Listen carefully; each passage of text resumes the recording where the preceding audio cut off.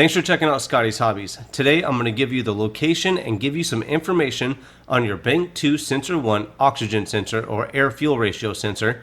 In this video I'm using an early 2000s 5.3 liter Chevy Tahoe, but this video will apply to a lot of vehicles, pretty much any GM vehicle.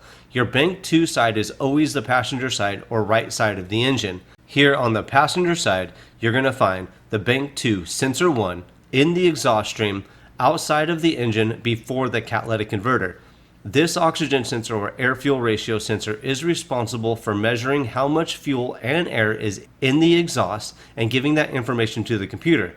The computer will use that information so it knows how much fuel to give or take away from the engine to maximize performance and efficiency. Oxygen sensors and air-fuel ratio sensors should be replaced about every 100,000 miles. If you have a lean or rich code, you probably have something going on with the engine and the oxygen sensor is actually letting you know that there is an issue and is working properly. If you have a heater circuit code, you will probably end up replacing the oxygen sensor and getting rid of the code. If it comes back, you might have a wiring issue. To replace this oxygen sensor, either an open-end 22mm or an oxygen sensor socket is what you need to get the job done. If you need any tools or parts to get the job done, make sure you look for a link in the description below, and I should have links to provide those for you. If you end up replacing the oxygen sensor, always get a OEM direct replacement.